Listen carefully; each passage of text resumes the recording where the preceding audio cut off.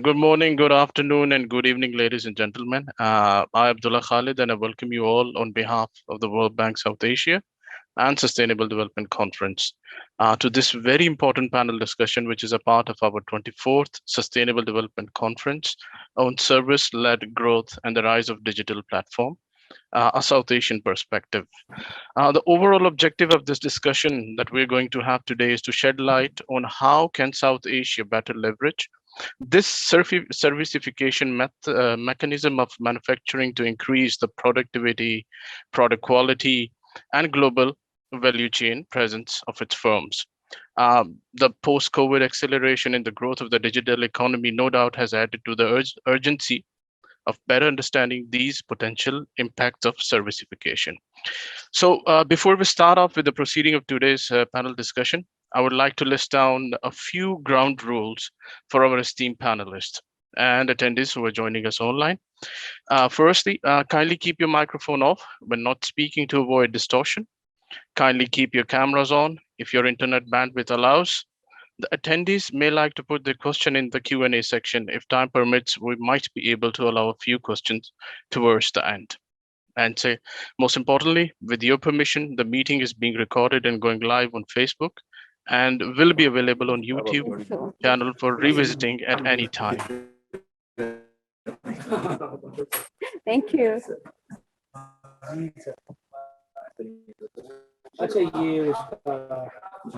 Madam Shazia, if you could mute yourself, please.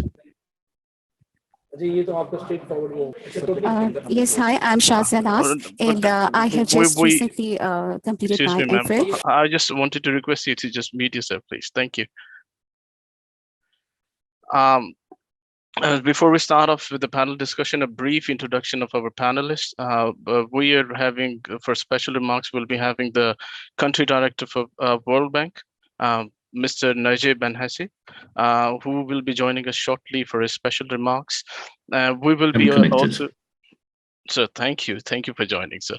We'll be having we have Dr. Valerie Blackman, who is a senior economist at the South Asian Office of the Chief Economist.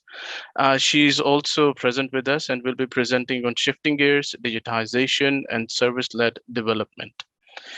We are going to have two technical presentations today. It's going to be the first one is going to be presented by Ms. Shazia Naz, who is an independent researcher working at University of Central Punjab, Pakistan. And her paper has been selected by the World Bank South Asia Group. And the title would be Impact of Foreign Direct Investment on Service Exports of Pakistan, a Sectoral Analysis. And the second presentation would be by Dr. Siddharth Sharma, who is a senior economist in the Office of the Chief Economist for South Asia at the World Bank. And he will be sharing his thoughts on how selling online is affecting informal firms in South Asia. For the moderated panel discussion, we are joined by Ms. Shamim Rajani, who is the co-founder and CEO at Gentech Solutions. And we're also joined by Mr. Badr Khushnood, chairman of Pakistan Software House Association. And he's the only person who has been consulting for Google, Facebook, and Twitter in Pakistan for a very long period of time. And we are also joined by Dr. Gonzalo Varela, a senior economist and no doubt a seasoned economist in the macroeconomics. He's leading the trade program in Pakistan at World Bank. And we are also joined by Federal Secretary, Dr. Suhail Rajput, who is a civil servant with expertise in financial management and project development and management. He has over 25 years of civil experience, and he will be sharing his thoughts also. So starting off the session, I would request Mr. Najib Benhassi, apologies for the pronunciation mistakes, sir, to kick off the session with your special remarks, please. Thank you, sir. Over to you now. Excellent. Thank you, Mr. Abdullah. Assalamu alaikum, everyone. Good to see everyone. Good to see colleagues, Siddharth from Washington and other colleagues with whom I've worked before. Thanks for the invitation from SDPI. Maybe let me start by a few remarks on the substance. An immensely important topic because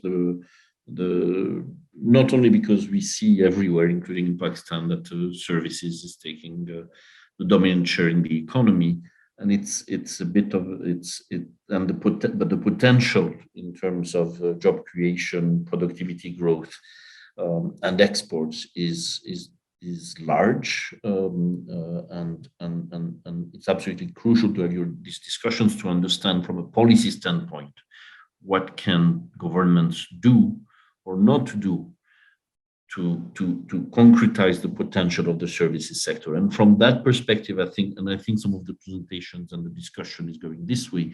It's important to be very precise in terms of what understanding and clarifying what services sector are we talking about. Is it the informal sector in general, and what in the informal sector, because it's very, very heterogeneous and diverse in its content and its potential for productivity growth. It's a bit of a topic where, from what I've read and seen, a lot of things are being dumped in a lot of very different types of firms, entrepreneurs, workers, and sectors are being dumped in the same bag in the policy discussion. So I hope the discussion today will be precise in understanding what segment and what potential for productivity growth, for jobs creation, but also jobs creation being also precise on, are we talking about unskilled jobs? Are we talking about IT high skills job? I think this is very important to also be precise in that, because it tells,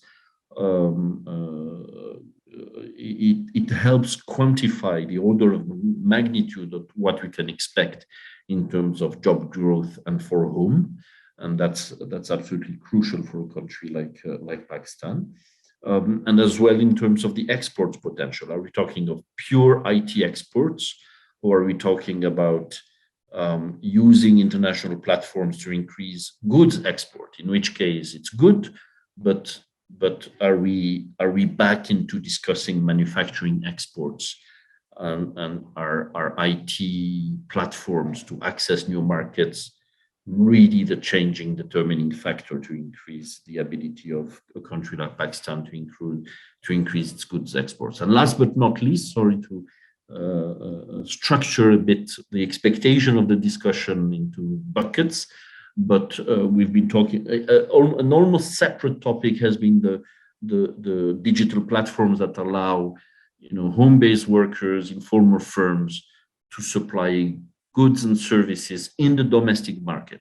And these are almost a different beast in terms of what they require from a policy standpoint, in terms of digital payment systems, in terms of the logistics sector, which is crucial. But we are talking about non-tradables inside the economy. So the question of the potential for jobs and productivity growth and where it will come from is important. So let me stop here. Hugely important topic, and very, very excited to hear the interventions, hopefully touching on these different buckets on a topic that too often is lumped together as a monolithic policy space when it's very diverse.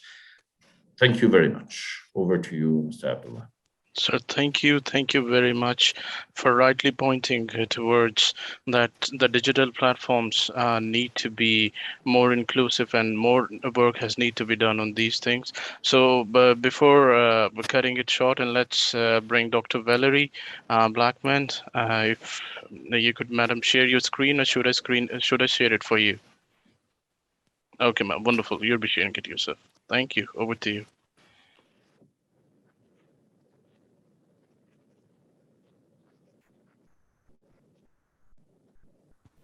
Okay, thank you. Let me just make it a little larger here.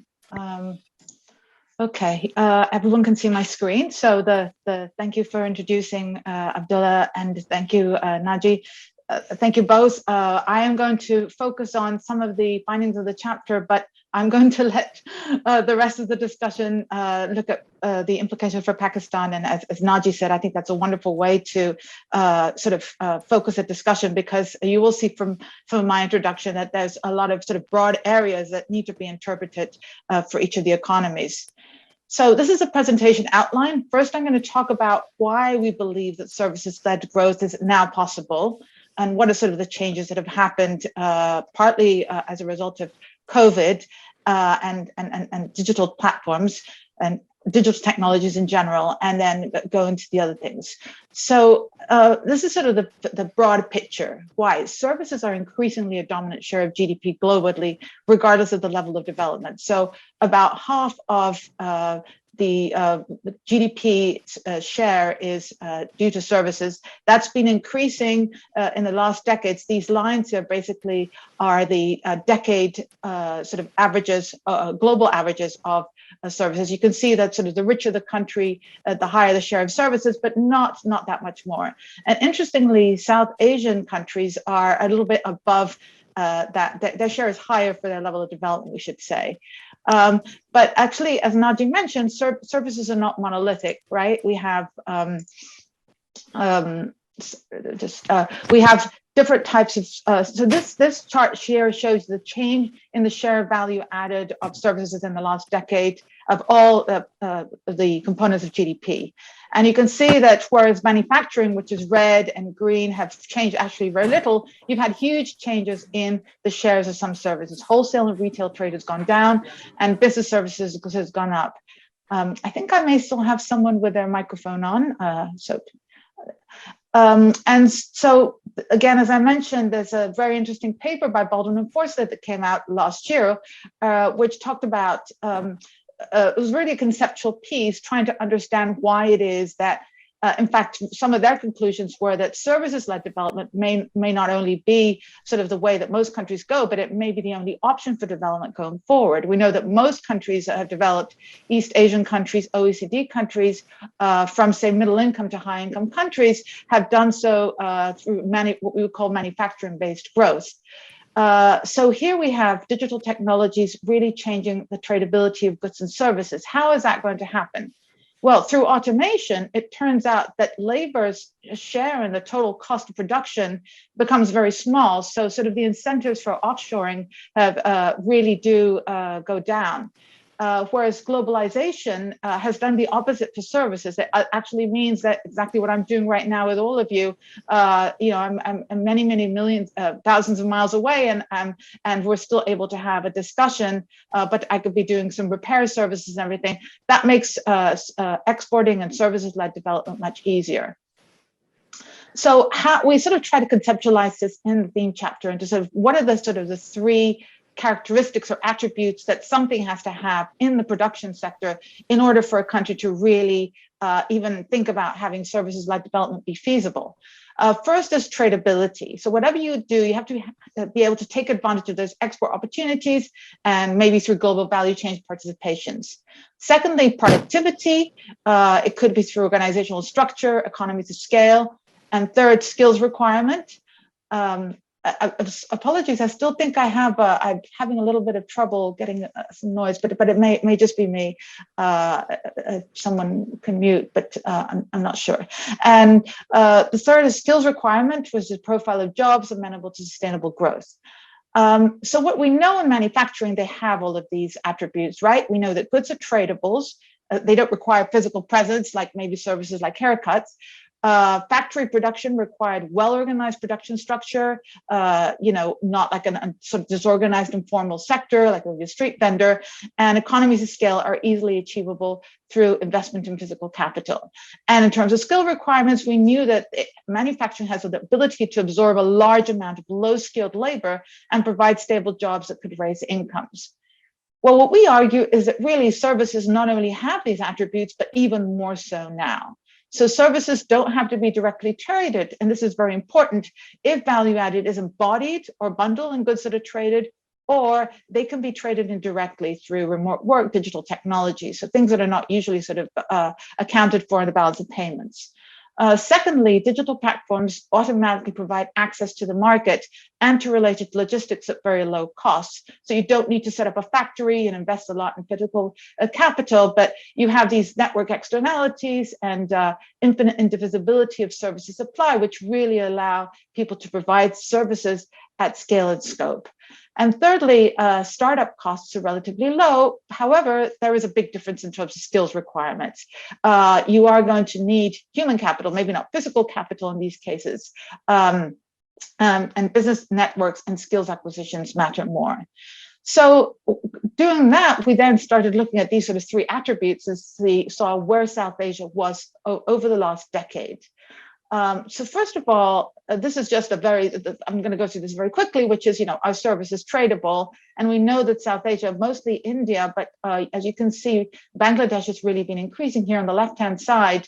This is the services export growth since the year 2000, relative to some comparators, China, Philippines, and Vietnam in the dotted lines. And you can see that India does very well.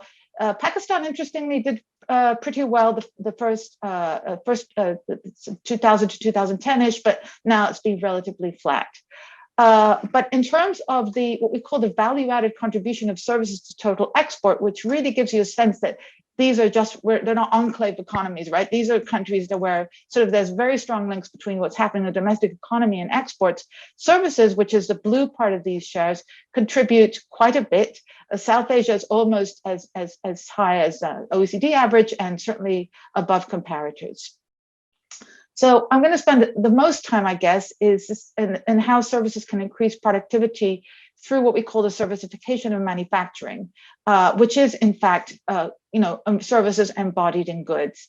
And here is really the gist of the whole idea that we try to present, is that when you have a car roll out of a factory, automobile manufacturing, we say, well, there's been, every year you've had much less workers, you have these machines added, and somehow you need much less workers to produce more cars. So it's a very productive sector. But what's not really taken into account is the myriad of services that go into producing a car. In fact, about 50% of the value of an automobile globally is actually services. Research and design by firms of engineers, programming of robots in university labs, transacting new shopping routes and supply chains, design of sophisticated electronics and apps for the console, more efficient quality control, etc. And these things are not actually taken into account when you sort of add up in the national accounts manufacturing.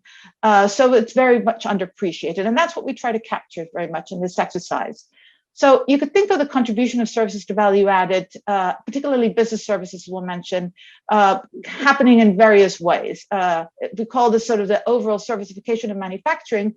It could be within the boundaries of the firm, which either could be inside the production unit. So basically there's a production unit that produces both goods and services, which is known in the literature in servitization and production. Or it could be through our ownership control, or it could be outsourcing of services. So there's only a contracting relationship between the services firms and providing inputs to say manufacturing. So the first node, shall we say, is servitization, which is bundled firms. We have a data set of 122,000 South Asian firms. And on the left-hand side, you can see that about 6% of the firms in the data set produce both goods and services. So they're bundled. And whereas 38% are manufacturing, and most of them are actually services. So what we did is we compared the pure manufacturing firms, you could say, the gray ones, to the bundled ones, and saw what is sort of the difference in performance. And you can see on the right-hand side, these are the regression results, that servitized firms, so bundled firms, have more intangibles, are larger, it's larger size, quite a bit more, have made more net income as well. However, they tend to be less profitable, and more importantly, they're about 13.6% less productive than pure manufacturing firms. So the results from this is that actually bundling does not seem to be a good way for manufacturing to go. And this is actually quite different to what there's some other research done with actually the same sort of methodology for other emerging market and developing economies that found that servitization firms that switched to bundling actually became more productive. What about through ownership control? So servitization and production through arm's length specialization is when you have a services firm, say a firm of engineers that are designing something, but they're actually owned by another company, a headquarter firm that is in manufacturing, and it could be in a different country or in the same country. And what we found there is this seems to hit the sweet spot. Service firms in South Asia that have an owner in the manufacturing sector are relatively more successful than services firms along several traits. Size, much larger generally, income, labor productivity, gross and net income, and intangible shares, which is a sense of innovation. And even though the difference here is small, this is highly significant and robust. And basically, this is, again, just comparing services, pure services firms with services that are owned by a manufacturing sector. And we think the reason for this result is because, maybe you have the financing, you have the technology transfer, you have all those advantages, but at the same time, you're sort of left on your own devices to really specialize in what you're good at. So this seems to work in South Asia. Then outsourcing of services, there's two ways of thinking about it. One way, which might be more sort of domestic outsources, which is indirect links of firms, for example, in the same urban center. You may think of agglomeration externalities that occur a lot in urbanization. So you have these spillover effects from people sort of relating to each other. And here we tried an interesting sort of text mining technique to look at what's called the trade description, which is every firm in this data set has to say a little bit about what they do. And in some of the words, we could actually take words that are more related to activities mostly associated with manufacturing, and which sort of were on the blue side of the Venn diagram, or with services. And some may have activities that you could relate to. And in that sense, what we do on the right-hand side is we take these 4 types of business services firms, digital and optical, scientific research and development, et cetera, and see that that relative to what they say they do, they actually provide a lot of services, of very strong relationships with manufacturing, which is the orange part of this. And likewise, we also looked at a few high-tech manufacturing and transport and electrical equipment, and find that they also seem to have strong relationships with certain types of services. So this gave us sort of an indirect view that a lot of these activities are very close together. Finally, indirect forward links to global value chains, mostly foreign. We really tried to look at sort of a global way, and how is sort of South Asia either outsourcing directly or indirectly some of these services. And what we find is, of course, India, not surprisingly, does extremely well. They are, you can see in the charts. Let me just show you what we're seeing here. There's an increase in the demand for manufacturing, let's say an automobile, dollar increase in a rupee increase in a dollar, that creates a demand for inputs from services, right? Which is what we have here. So in the case of, for example, of India, about 20 cents of services inputs will be demanded for a dollar increase in demand globally for manufacturing. And on the right-hand side, we see the indirect effect. So once those services start producing, they in turn are going to start demanding, so the spillover effect, other goods and services from other sectors. And this is sort of the secondary indirect effect, which is very important. And you can see India does extremely well. Other countries in South Asia don't do so well, although interestingly enough, these black dots show you the change in the last decade, and you can see that there's been a huge increase. So we looked at specific services, including business and professional services, which could include engineering, but also technical level. It doesn't have to be sort of high level degrees, and did the same exercise. And on the left-hand side, you can see here the same indirect effect, this spillover effect against per capita income. And we see a very strong relationship between per capita income and the spillover effect. And here, these little orange dots are actually India, Bangladesh, and Pakistan, which actually show that for their level of development, they actually do quite a bit better on this indicator. We did some regressions to find out that this is this holds very strongly. And interestingly enough, if a country starts to do this, it's persistent. In other words, the more you start sort of having the spillover effect, the more you're likely to have it in the next period, which essentially means that this is a really promising way of thinking about the impact of services on development, indirectly on manufacturing growth and development. And you can see, for example, these are the GVC hubs, India, Germany, and US, and they're off the charts. So there's something here. So another thing we looked at is adoption of digital technologies. And I'm going to just go very quickly through what the thing is, but of course, Siddharth is going to be presenting some of his work that has gone much more beyond this. He was really the person in the chapter who developed this section. So just to show you what we did and how it's supposed to work. So platform makes it easier for buyers to batch sellers, of course, enable trust between buyers and sellers, facilitate long distance transactions, which will increase market access for firms. And this is a way that really digital platforms can allow small firms or even just an informal sector person, right, to take advantage of economies of scale, learning by doing, increasing productivity. We no longer need sort of this factory to get these gains. And one of the results that we get, this is sort of an interesting one, is that these are some firms in India that do e-commerce, and it's sort of a difference in difference here, that any positive number means that those who adopted e-commerce compared to those that didn't. So, and these are the number of months. So months after adoption, you can see that those who adopted e-commerce are, for example, after 3 months, 2% more likely to have higher business, will have higher business profits on average.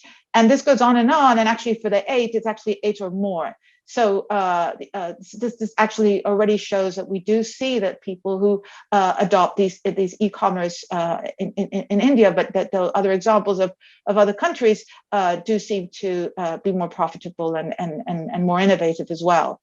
Finally, just wanted to show you very quickly some results on employment that we got, because Naji raised a very important point, which is there is an issue with services-led development, which is that there could be leading to inequality. And what we find is that, yes, you do need actually a critical level of let me just go into this chart here.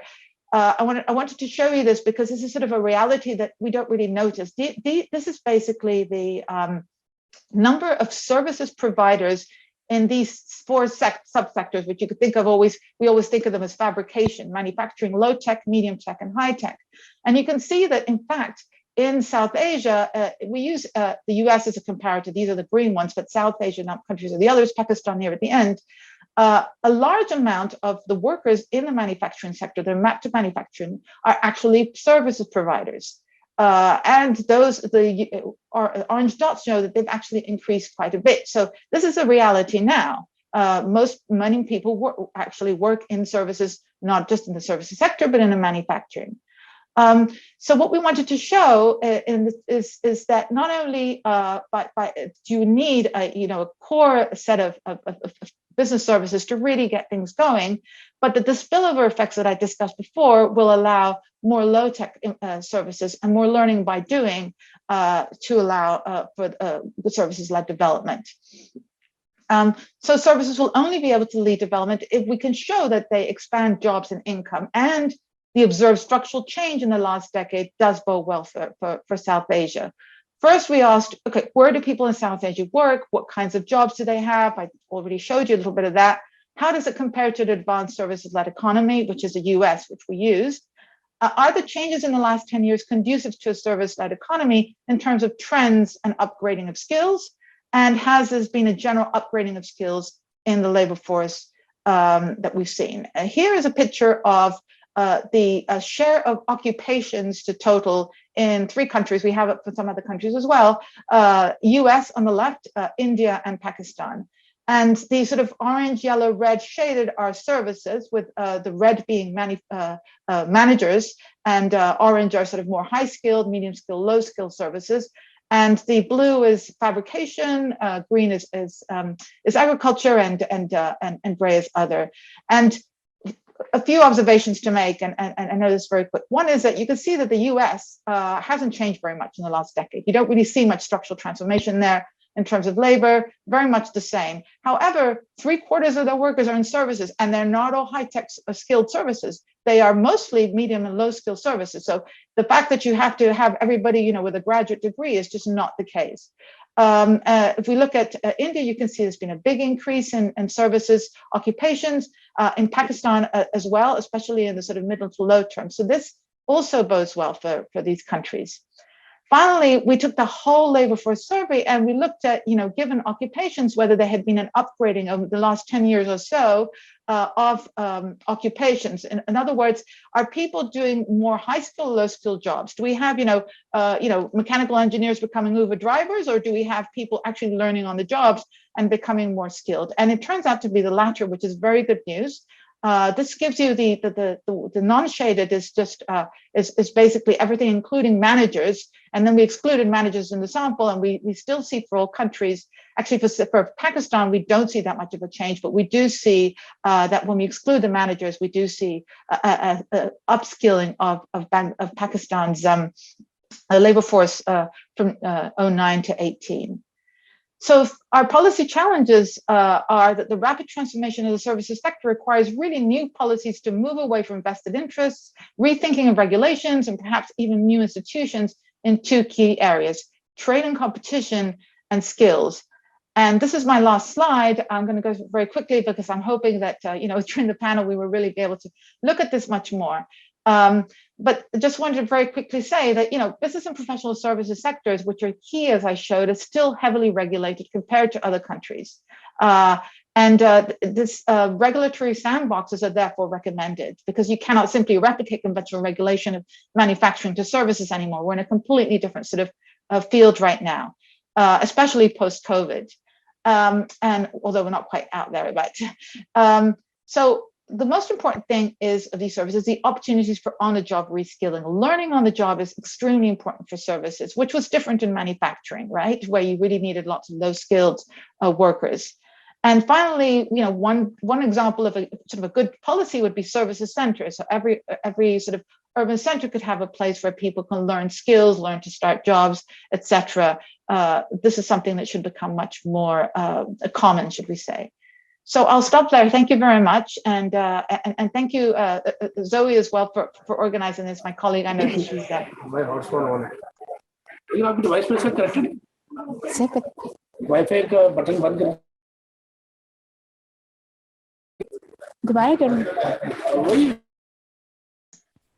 Over to you, Abdullah. Thank you, Dr. Blackman. Very interesting presentation that you just shared, and you have rightly pointed that new institutional capacity must be developed to regulate the digital economy. And you also rightly pointed that adoption of e-commerce is no doubt associated with a sustained increase in business profit. And our rapporteurs are noting down the policy recommendations, and we will be sharing it after this. Now, moving forward, I would like to request Ms. Shazia Naz for her presentation, please. Okay, thank you. Thank you, ma'am. Thank you. Good afternoon to everyone. I'm Shazia Naz. This impact of foreign direct investment on services export of Pakistan, a sectoral analysis. Structure of the presentation: introduction, review of the literature, theoretical framework, empirical methodology, data, results, and conclusions. So finally, introduction: the increase in the trade of the services has been accelerated because of the well-defined regulatory regime advancement. Developing countries and emerging markets. Attempts to attract the FDI because of bringing with them the superior technology, managerial, and market expertise. So FDI has the two interactive effects: productivity impacts and counter impacts. Multinational corporations are also interested to establish in the developing countries in order to achieve the greater efficiency and cost effectiveness. So the positive impact of the FDI can be associated with the absorptive capability of the host country. Review of the literature: there is a vast explains the link between the sectoral FDI and services export. So there is a strong association between the services export and sectoral FDI, according to the Dash and 2013, Wong et al. 2011, Tang and Wong 2009, Shrivastava 2006, Eisenman and Mai 2006, Moshirian and Sim 2005, Fakao et al. 2003.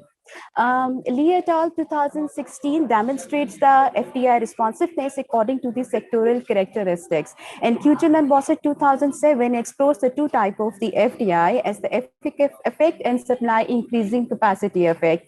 Etkin et al. 1997 analyzes the export behavior of the local and the foreign enterprises.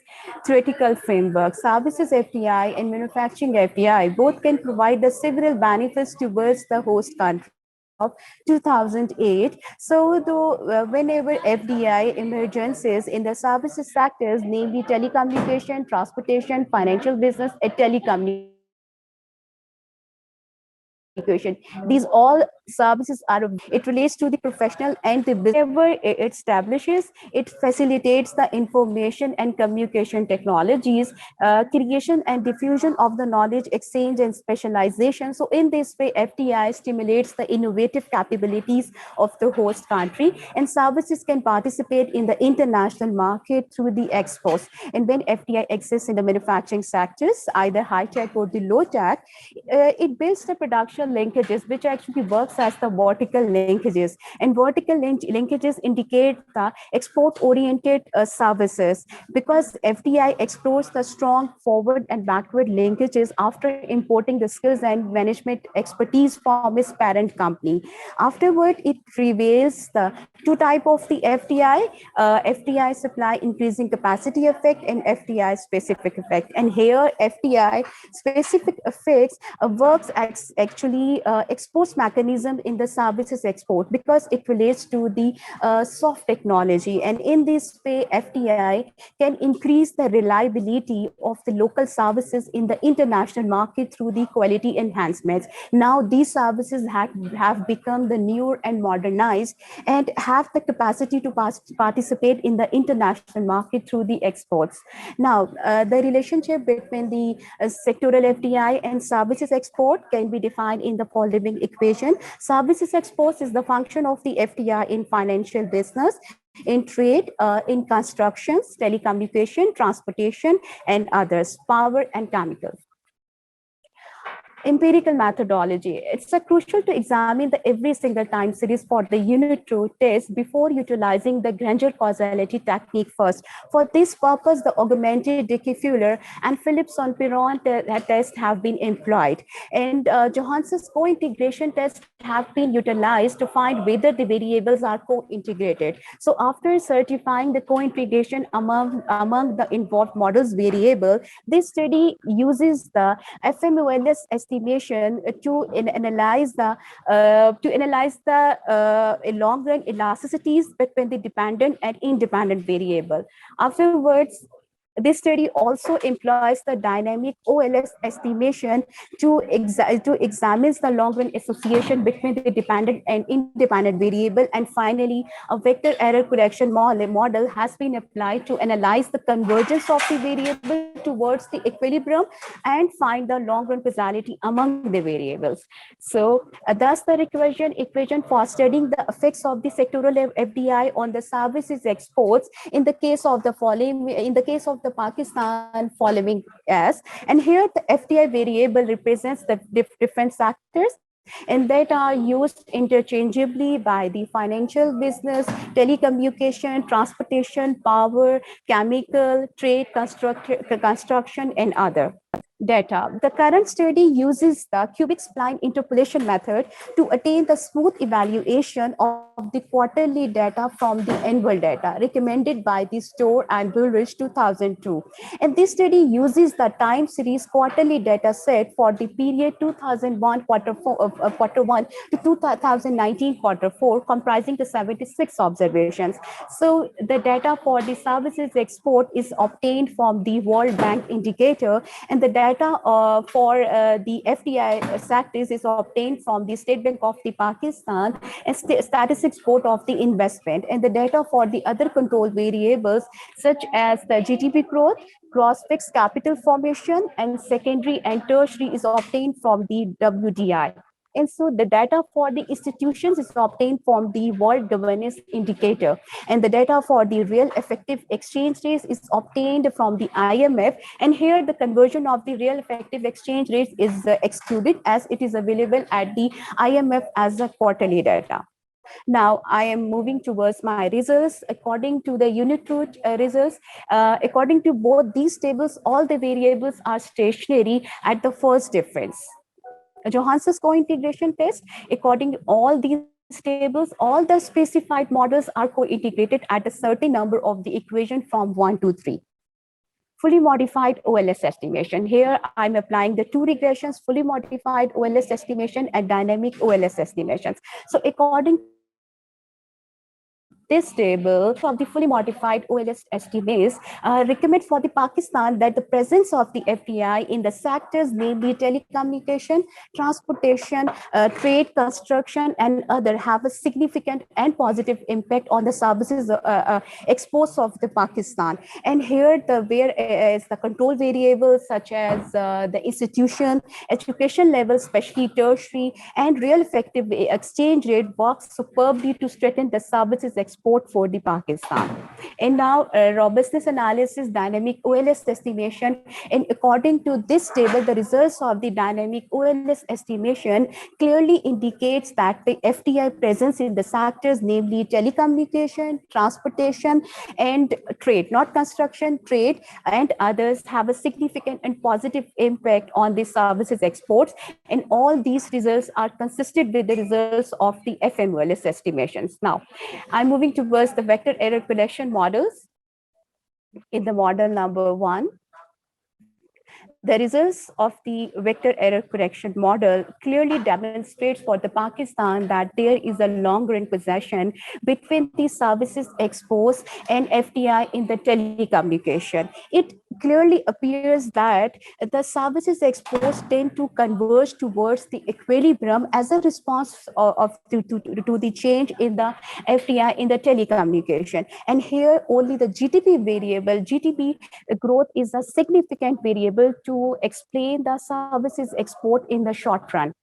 Similarly, in the model number 2, the presence of the FDI in transportation becomes a source to enhance the service exports in the long run.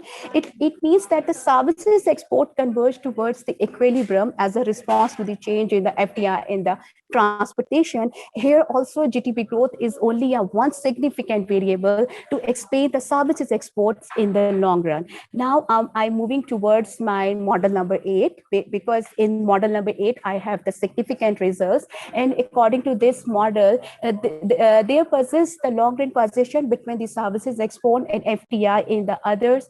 It means that the services exports also converge towards the equilibrium as a response to the change in the FDI in the others.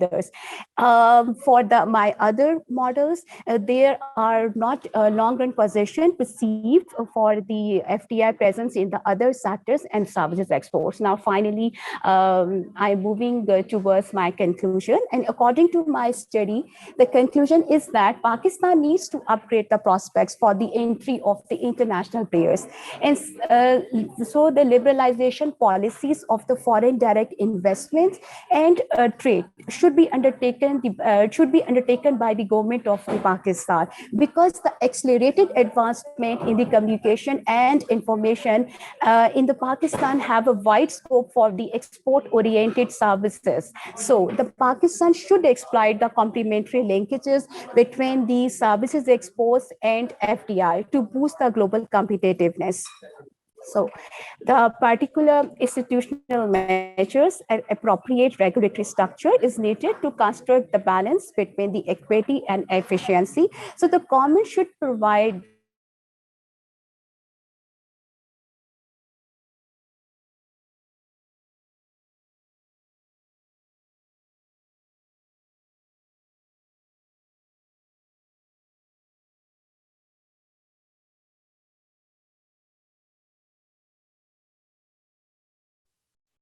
Hello, can you hear us, Ms. Shazi? I think we have lost her. Ms. Shazi, are you there?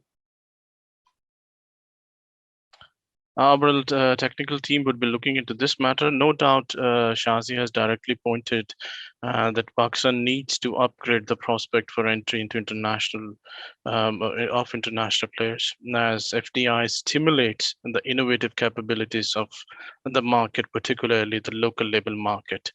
And Shazia, can you hear us? Well, as soon as she joins, we'll start from where she had left, and hopefully, I think that's only the last slide she was on, but she's back. She's back. Yes, I'm here. Can you hear me? Yes, we can hear you now.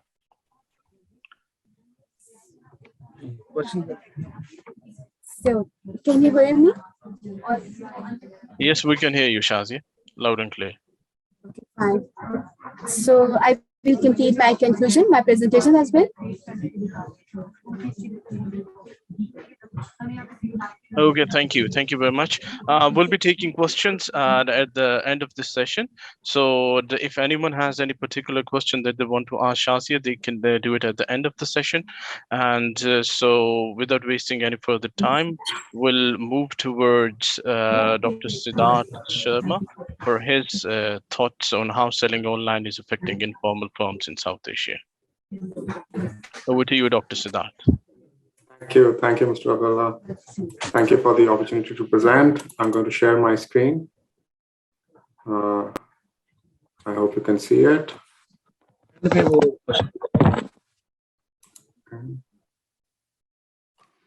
So I'm going to be presenting our paper on how selling online is affecting informal firms in South Asia.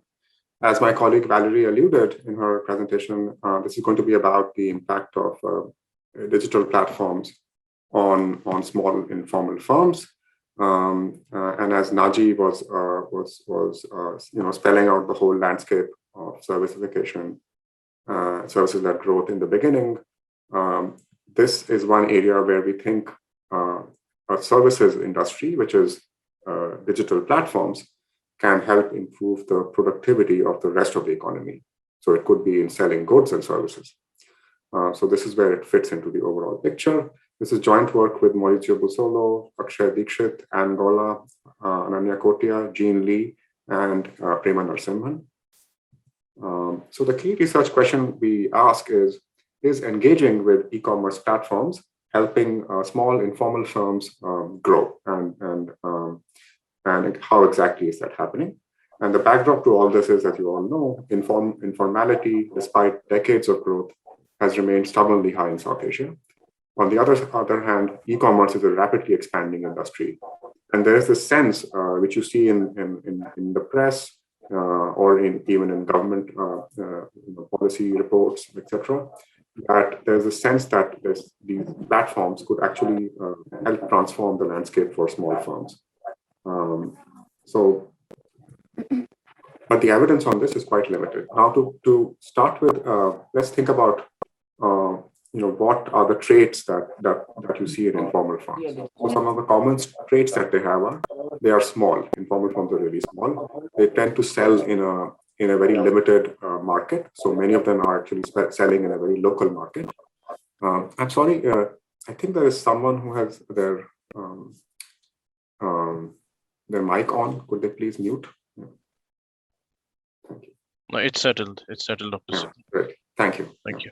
So as I was saying, small firms, they have some certain traits. They are small, they sell in a small market, they tend to have limited access to credit, and so they tend to be labor intensive, and they tend to employ outdated technologies, and they have very simple management practices. Right? Sometimes they are too small to even have a proper management structure. Now, of course, the literature is divided on what causes this large informal sector. And there's one view which says that this is a choice by firms. Some firms don't have much to gain by formalizing, and so they choose to stay informal. They think that the cost of being informal, the regulations, the taxes may be too high. There's this other view that firms do want to formalize, they can gain from it, but the cost of entry into the formal sector is really high, so they are being excluded. Now, what can digital platforms, e-commerce platforms do? Right? So in theory, they can shift the incentives that make firms choose informality, or they can remove or affect the barriers that force firms into informality. But at the same time, they could also exacerbate the gap between formal and informal firms. And let me explain how that might be. So thinking about the positive impacts in that digital platforms could have. So what a platform does is to reduce a lot of transactions cost in the market. So it makes it easy to find buyers and sellers, to replicate things. It makes logistical difficulties easier. It helps to verify transactions. So the result of all this is it could be to reduce the need for scale, for large capital. It could reduce the cost of matching in a market. And it could even lead to better management practices and lead to improved market access. But platforms can also work in the opposite direction. So, and this is because platforms themselves have a tendency to acquire market power, and they become big players, right? Think of Amazon, what an important player it is in the market now in developed countries. So this market power could actually then start to make it harder for smaller firms to compete. And even if platforms can reduce a lot of these transactional barriers, some transactional barriers may still remain. For example, consumers or firms in rural areas may still not be comfortable or may not trust digital transactions. So it can have both these positive or negative effects. So what we do is to contribute to the evidence base by conducting two quantitative case studies of digital platforms, Chaldal and Daraz. I'll explain what they are. But what we'll present is based on surveys of the firms that sell on these e-commerce platforms. And our findings are encouraging. They tilt the balance of evidence towards some positive impact on small informal firms. Obviously, it's not the final word. We think it's really the beginning of a very interesting research agenda for South Asia. So what we find, just to give a preview, is that these are the direct impacts that the platforms seem to be having on the firms that sell on them. It's helping them access more customers. It's helping them expand their sales. And we also see some evidence that it is helping them adopt better practices, better technologies. There is some impact on access to finance. And there is this other aspect of, with very small producers or entrepreneurs, it's helping them balance their home and work life. So the flexibility helps. It also seems to be affecting their incentive to register and to formalize. We don't find that these impacts are helping bigger or more formal firms more than informal firms. So there is no evidence in our data of an increasing gap between formal and informal firms due to the platform. And the big caveat we want to give is that generalizing our results is not easy because it's based on a survey of firms that are already selling on the platform. And in that sense, it's a selected group because these firms may not be like the typical small informal firm in a South Asian country. And indeed, some of the comparisons that we do will suggest that these firms are not like the typical informal firms. So maybe some types of firms can gain, but not all. Okay, so let me explain what the case study is. So as I said, we do surveys of sellers on two platforms, Chaldal and Daraz. Chaldal, very briefly, is an online grocery service in Bangladesh. And so it offers very fast delivery on a lot of grocery items, including fresh fruits and vegetables and food products. And it's expanding rapidly. Now, Chaldal has about 350 suppliers, and they range from even individual producers to small food product manufacturers, traders, and even large multinationals that are in this industry.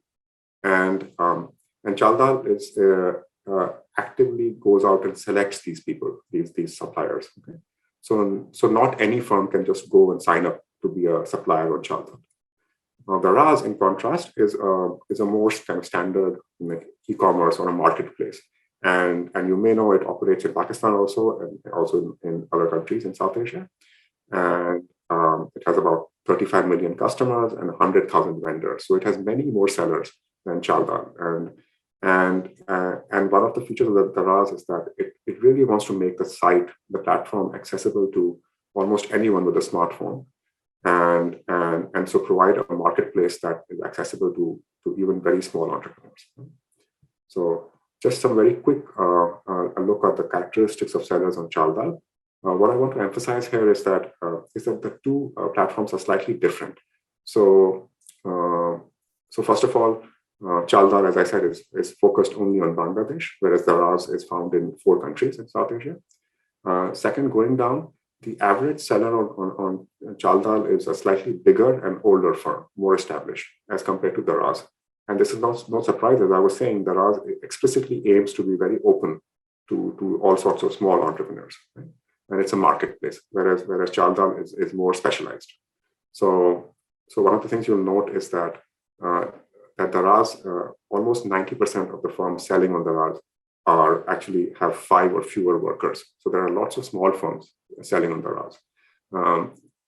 Chaldal also has some small firms selling, but not so many micro firms. So about 40% of firms on Chaldal have less than 20 workers, which also means that 60% have more than 20 workers. So Chaldal has a much wider range of firm sizes.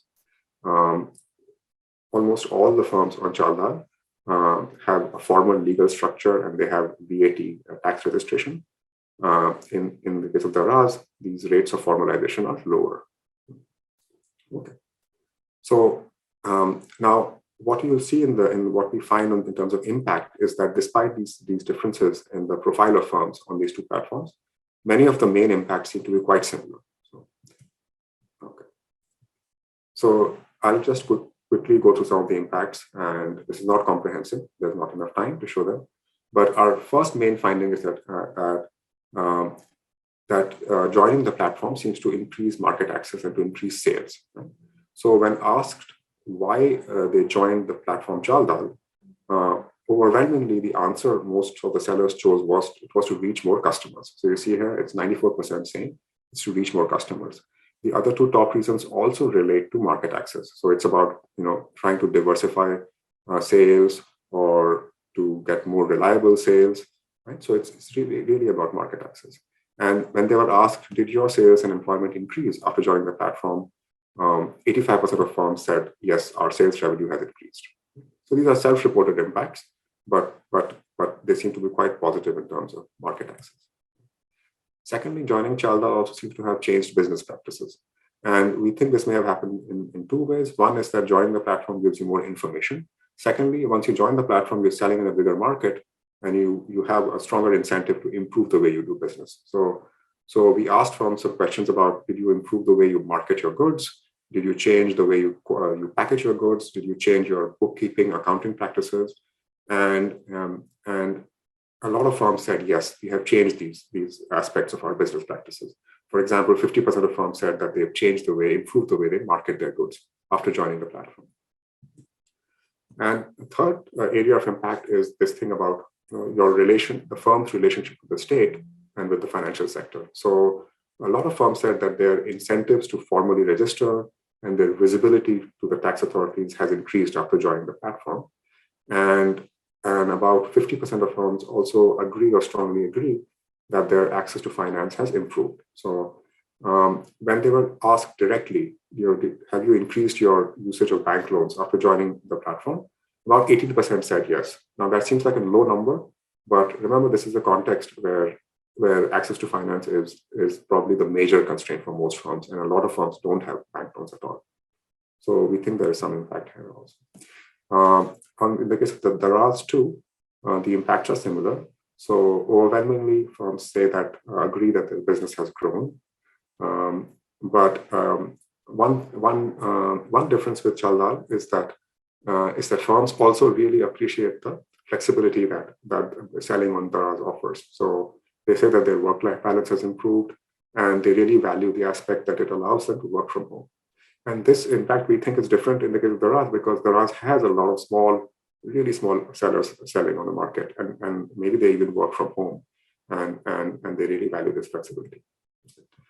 Now, when it comes to, we wanted to see if the smaller firms that sell on these platforms are doing just as well or worse or better than the larger firms. And what we find overall is that the smaller firms are just as likely to benefit as larger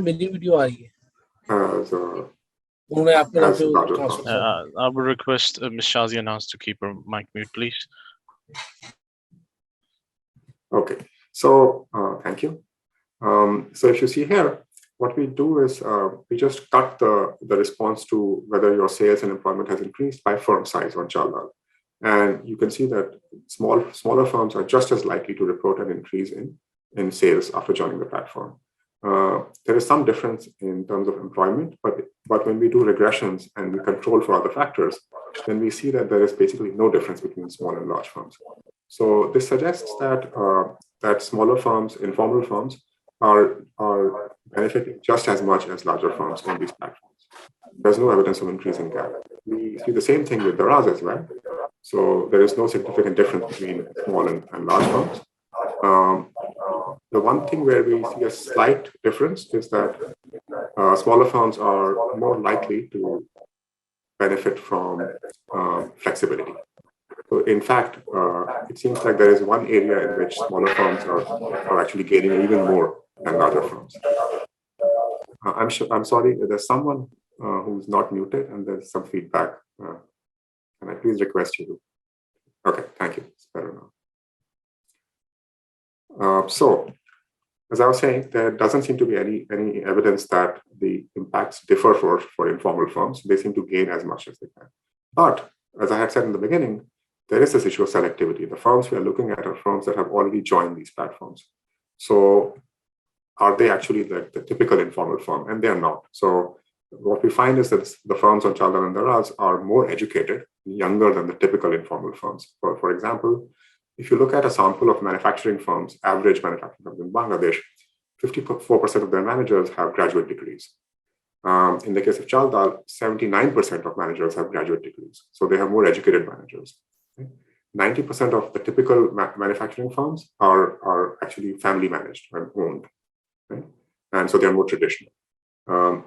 That rate of family ownership and management is lower in the case of Chaldal. Now, similarly, in the case of Daraz, again, you see that if you compare the Daraz seller to a typical household business in India, the Daraz seller is significantly more educated and younger.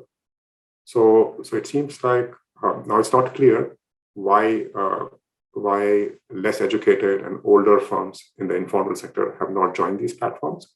It could be because there are barriers to adoption of platforms, or it could be that they don't have much to gain from it. So this is something worth looking at in more future research. So to sum up, the case studies that we present here contribute to the evidence base, and they suggest that to some informal firms, those that join these platforms, they have the potential to gain as much as larger firms.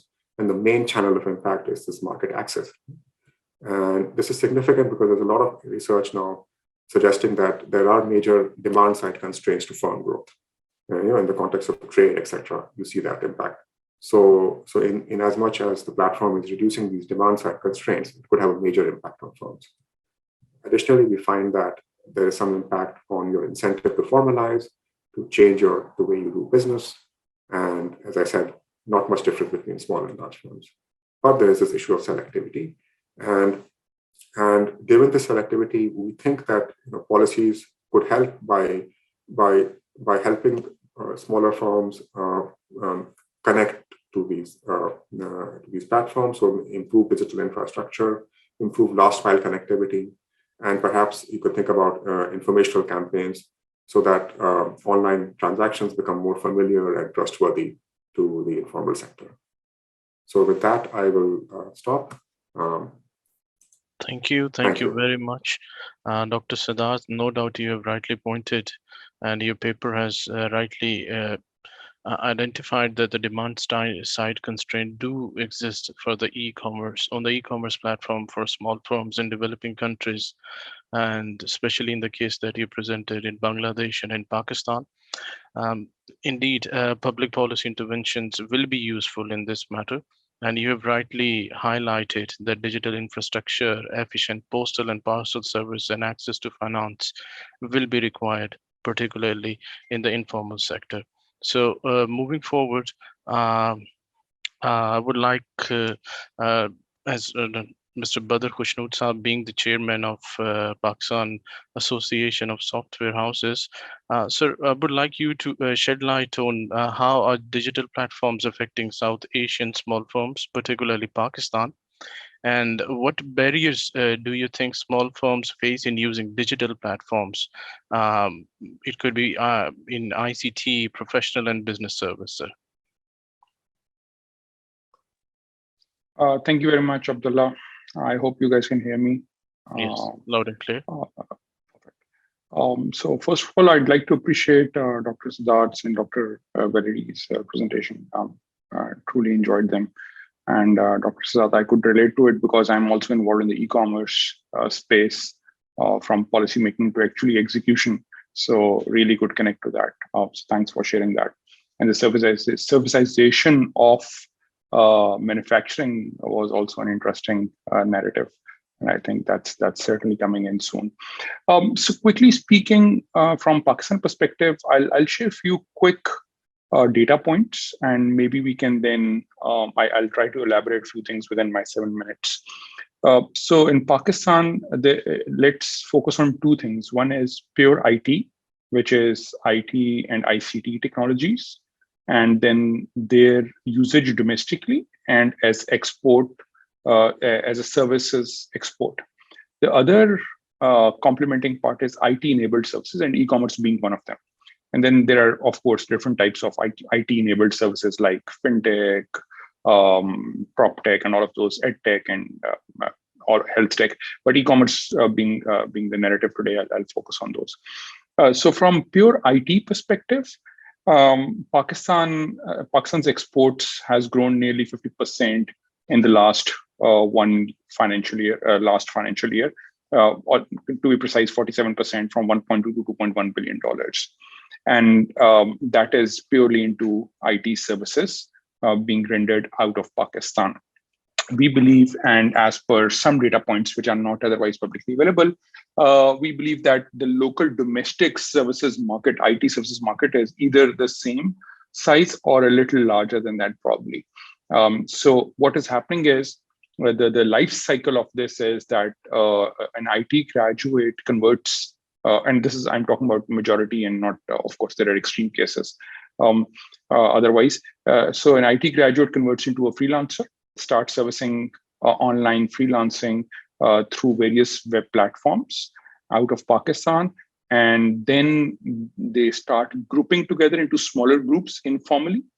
And that becomes an informal firm where these group of people start building together on different services. For example, maybe a programmer or a developer or an engineer would work together with a designer or maybe a content person and so on and so forth. And then they get together and start kind of adding value to their services. And then that firm eventually, informal firm, graduates into a formal registered firm as an SECP registered or a Securities and Exchange Commission of Pakistan registered private limited or an AOP firm. And then they graduate into the next phase. So that's the kind of life cycle of how IT services. And then these people who are probably offering local services start also offering foreign services or exports of services. But most of them are into exports of services, and they certainly have a cost arbitrage in terms of earning in dollars, but having a cost of living in PKR. And that's where the benefit is. So that's pure IT.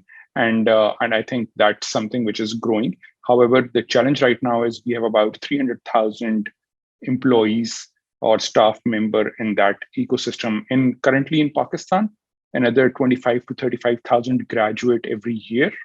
However, their employability is a challenge. So something which Dr. Valerie highlighted is something we need to do two things in Pakistan, and that's a policy challenge. One, we need to retrain some of them on job so that they can upgrade their skills from probably 2-3 years old technologies to the new, more cutting edge technologies, remaining on the job and continuing adding value to the current businesses. And the other is to upgrade our current curriculum and also improve faculty knowledge or improve capacity building on the faculty as well, because so that they can share and the same knowledge or quality of knowledge on the new curriculum into the graduating students. Those who have graduated in this period need to be upgraded through boot camps and other methods as well. So that's something which the government is working on right now, the federal government, and also at least the Punjab provincial government is certainly working on these two things. So that's the pure IT side of it, where services is being managed both domestically and also in the export sector. The other opportunity or something which has really evolved recently in Pakistan is e-commerce. And that has really changed the landscape of retail, or is at least putting a dent into that. So what is happening is in the last 4 quarters, if you extrapolate State Bank of Pakistan's data the total transaction value of domestic e-commerce happening in Pakistan using domestic payment gateways and cash on delivery is about $4 billion. So this estimate is done by Pakistan Software Houses Association, PASHA, and Chain Store Association of Pakistan. So we did extrapolation of State Bank's data because the State Bank data only represents 10% of the payments being collected, since 90% is on average is cash on delivery. So this is just to give you a data point that there was at least a $4 billion of domestic transactions happening in Pakistan. Remember, this does not include any transaction value which is using an international payment gateway like 2Checkout or Stripe or anything else outside of Pakistan, because then the transaction is being recorded into that financial system and not in Pakistan. So that's just to give you an idea. And there are large services players who are probably not using Pakistani payment gateways, since their holdco or their parent company has an international presence, and they certainly leverage their larger global contracts or agreements or offers by other payment gateways. So this is just to give you a sense of the scope. That $4 billion is nearly equal or less than 1% of Pakistan's total retail. So 99% of Pakistan's retail is still not digital in that sense from a access to market perspective. Global average of e-commerce to retail ratio is around 18%. This is the latest data post-COVID on Statista.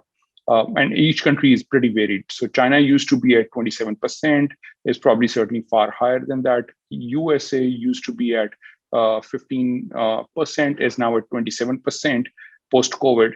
And so this is evolving rapidly, but Pakistan can certainly leapfrog this space. We are right now at less than 1%. I believe we will grow rapidly and grow at least 2 to 3% in the next year, since we are a mobile-first economy. And we already have about 100 million internet connections in Pakistan. That's like significantly a large population getting connected to 3G, 4G connectivity. And out of those 100 million, we already have 50 million on social media on different platforms. This data is coming from Pakistan Telecommunication Authority and Facebook and Instagram and other statistics officially. So this is just to give you a data point on, and what we believe is e-commerce is growing certainly rapidly. There is certainly a few 100% growth in e-commerce in Pakistan. And this is just to, by the way, highlight, sorry, Abdullah, I just wanted to highlight a couple of points. And please let me know how many minutes do I have. I'll just wrap up in a minute. But so this is just a B2C e-commerce part. And this includes OMPs, which is online marketplaces like Daraz, which Dr. Sadat referred to, and other, of course, players like OLX and Park Wheels. And then we have the Zameens and the Ubers and the Careems and all of those included. And then we have the direct-to-consumer e-commerce as well, where brands are selling directly to the consumer, which is a DTC space. So there's OMP space and the DTC space within the B2C.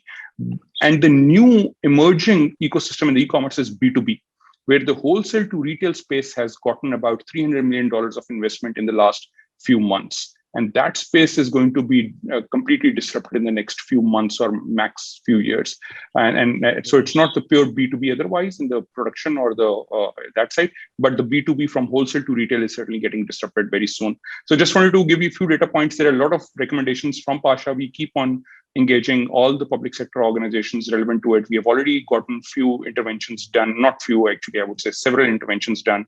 And we can discuss them in the comment section or in the question and answer later. Just wanted to give you some sense on where do we stand. Thank you, brother. So thank you. You've rightly pointed that the e-commerce platform in Pakistan, no doubt, is revamping, and there is for policy challenges, and still people like you who are providing recommendations to the government and to the development partners and think tanks are indeed effective, and people are working on it. So moving forward, I'll come directly to Dr. Gonzalo.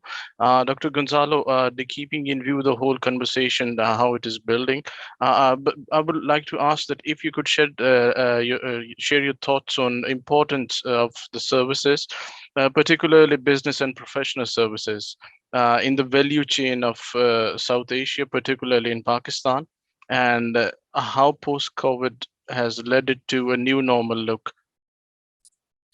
Thank you, Abdullah, and hello Thank you. to all panelists and attendees. So the services sector has seen a transformation in Pakistan and in the world. Siddharth, Valerie showed some trends on this matter. But in Pakistan, if one looks at business services exports, and I'm going to focus on the export side, what you see is a remarkable transformation. I like to call them, I like to use the term knowledge intensive services rather than talking about business services or software exports, etc.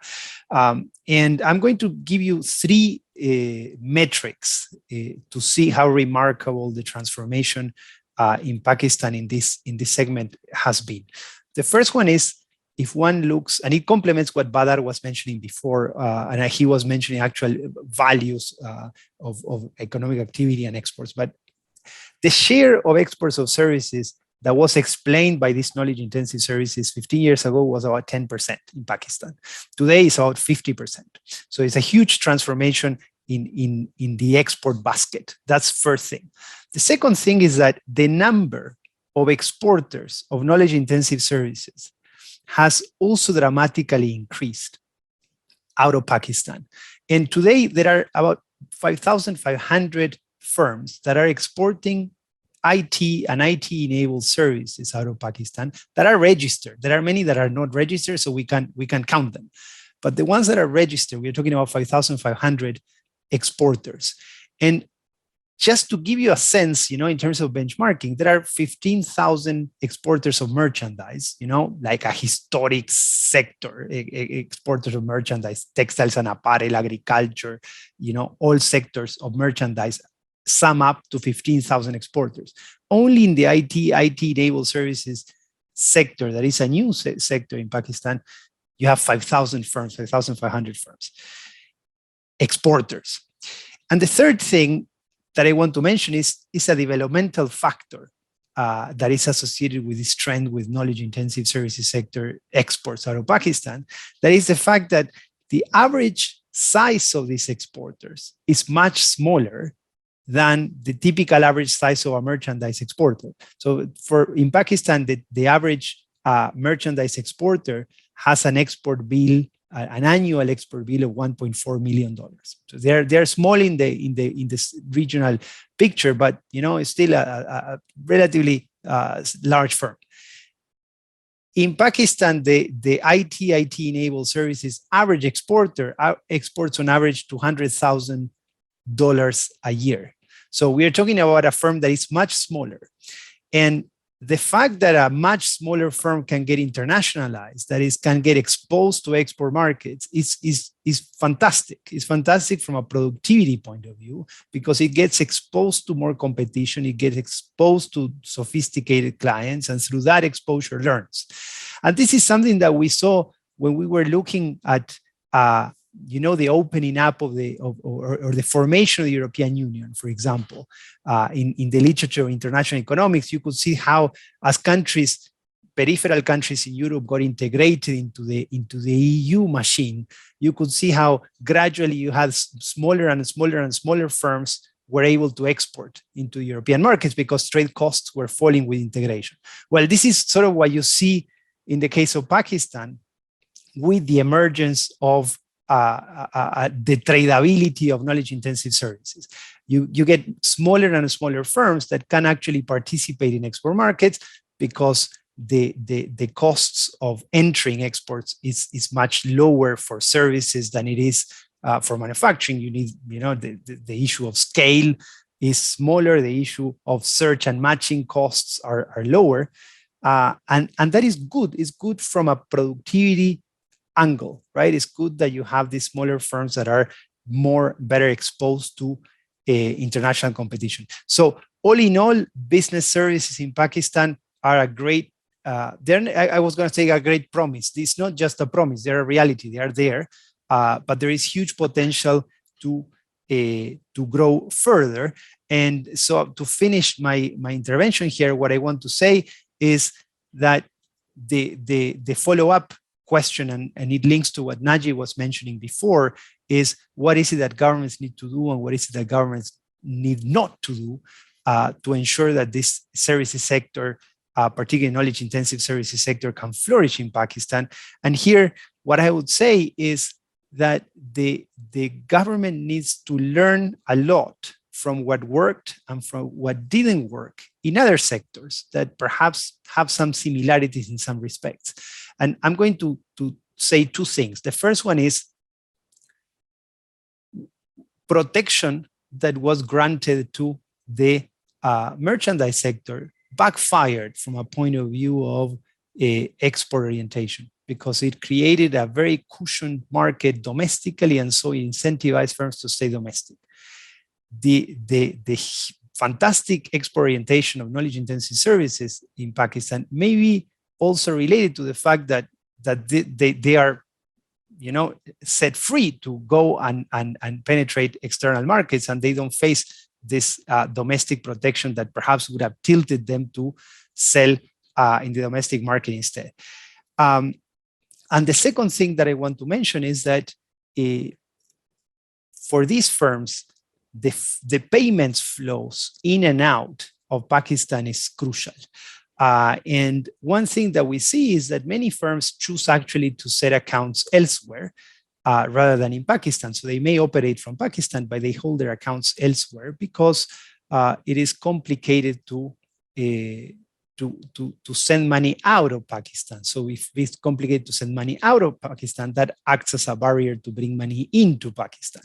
So perhaps one of the key policy areas for the government moving forward is to ensure that firms can actually make payments to suppliers abroad in an easy way, so that foreign exchange can enter and exit in a relatively easy way, and that firms are not forced to convert, for example, profits immediately into Pakistani rupees. So these are a couple of thoughts on the policy area, but all in all, a remarkable performance of knowledge-intensive services in Pakistan that I wanted to point to. Over to you, Abdullah. Thank you, Dr. Gonzalo. You've rightly pointed, and on the export side of Pakistan, no doubt has a remarkable transformation. But still, there are a few challenges that, as you've highlighted, especially for the payment method for the small firms is very crucial, and they have to face many issues in that. So keeping in view the time, I would like to request Federal Secretary Dr. Sohail Rajput Saab for his remarks, and I would like to request you to shed light on the importance of the services, particularly the reforms in trade, foreign direct investment, and regulatory policies that are needed for Pakistan firms, small firms, to benefit from servicification and digital platforms. Thank you, Abdullah. Thanks for inviting me to this forum. And thank you, sir. Greetings to all other panelists. It was wonderful listening to all of you. Some very interesting presentations were made. Unfortunately, I couldn't join in time because there were some technical glitches. So I missed some of the earlier presentation, maybe talked by Naji. I didn't listen to that. But I joined when Valerie was making her presentation.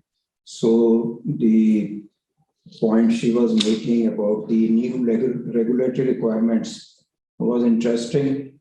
Similarly, the impact of FDI on service exports, as demonstrated empirically by Shazia, was something very important and relevant. And the comparison given Siddharth between the Chavda and Daraz was also interesting to listen to. So some very good presentations, and the talk by Kushnood and then also by Gonzalo. I think there is not much left to say because most of the points have been adequately covered by the distinguished panelists here. But I would like to emphasize upon that yes, the Gonzalo has rightly mentioned that knowledge-intensive services have grown a lot in this country, and the exports have increased as demonstrated in the numbers. but there's a huge potential which is untapped.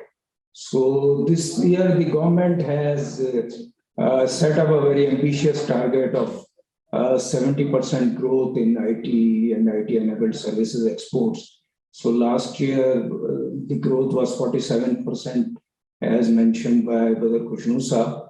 But this year, we are targeting a growth of 70%.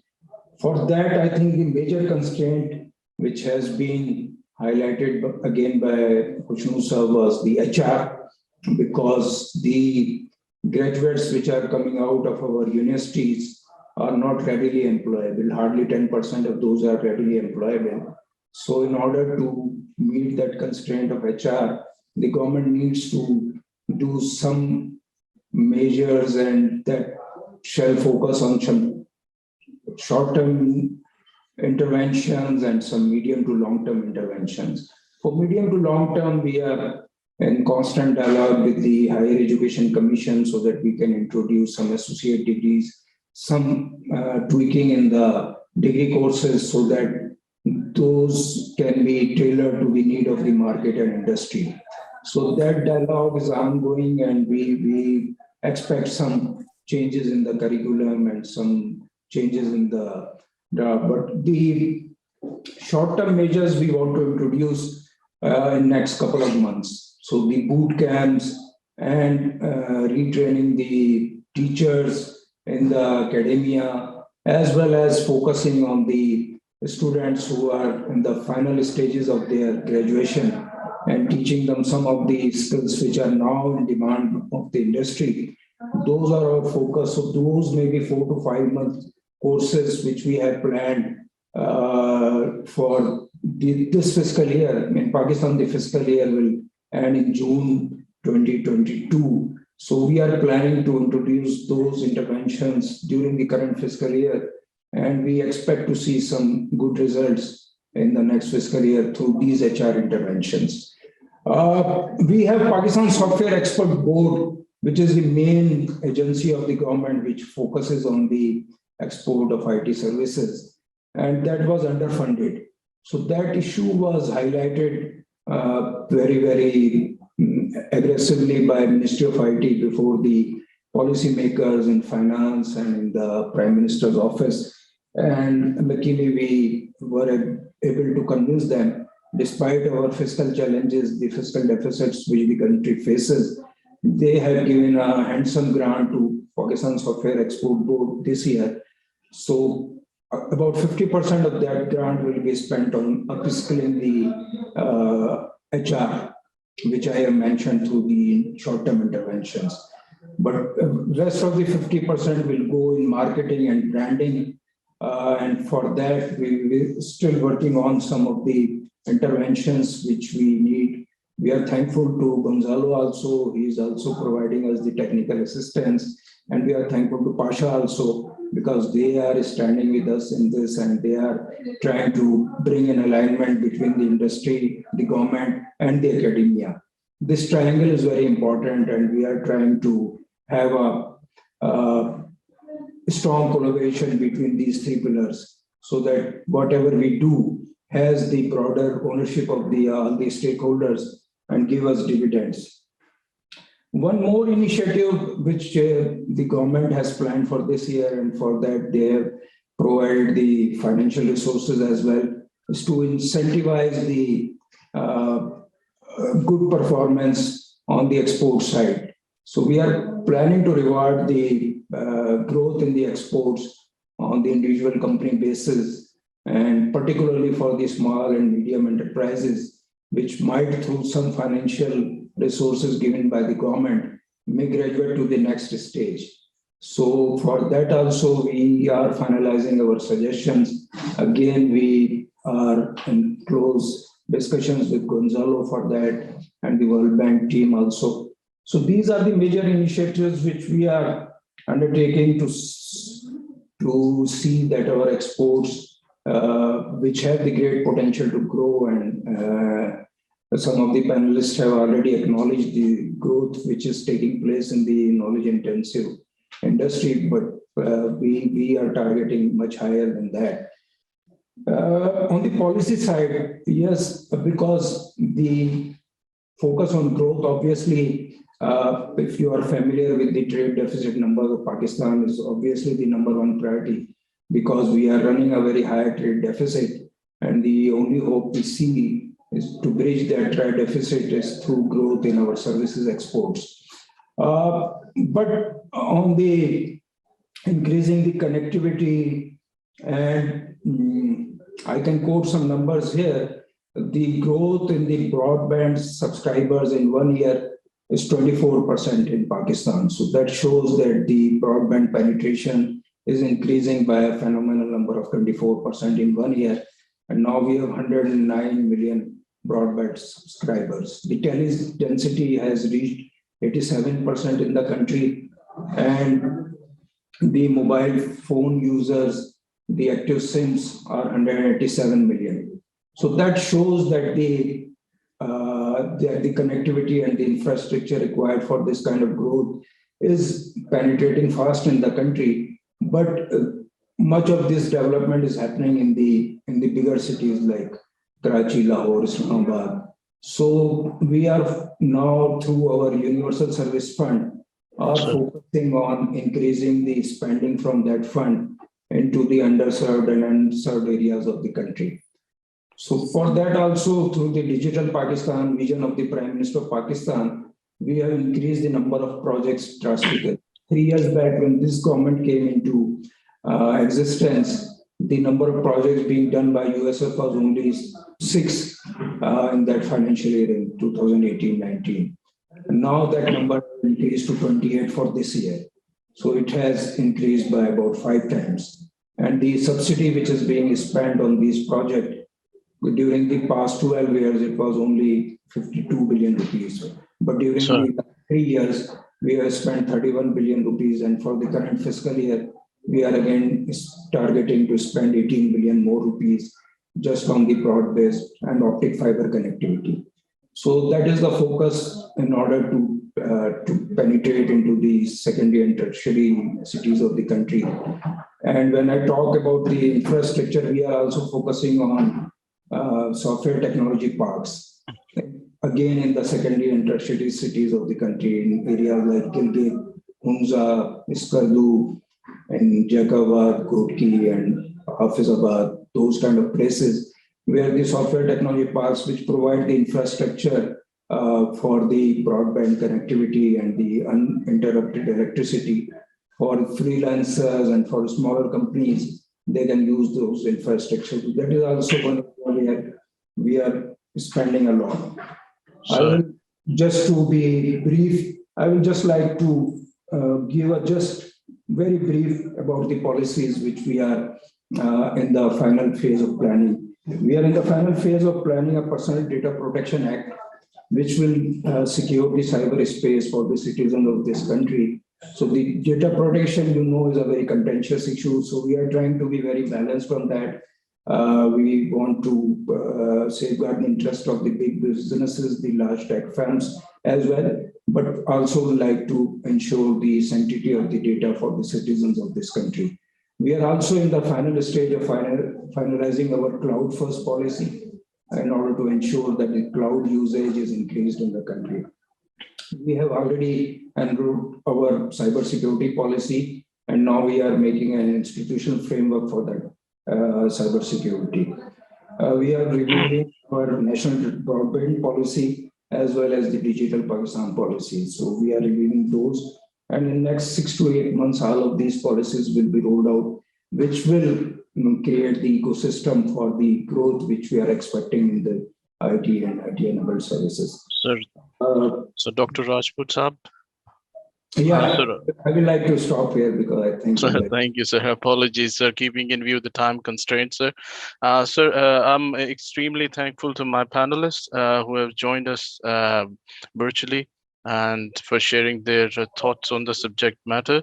And indeed, the policy recommendations that have been provided by our esteemed panelists will be shared with the government, and they would be looked into.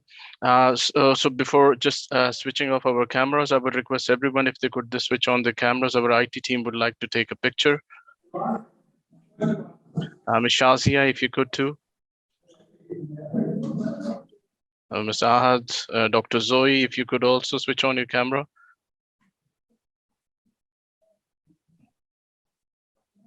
Yes. Wonderful.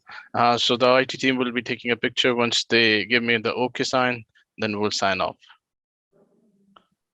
We're good, IT? All good. Thank you. Thank you very much for your time. And it was a very wonderful discussion. Have a good day. Bye-bye. Thank you, everyone. Thank you. you. Very much. Take Thank care. you. Thank you. Bye-bye. All right.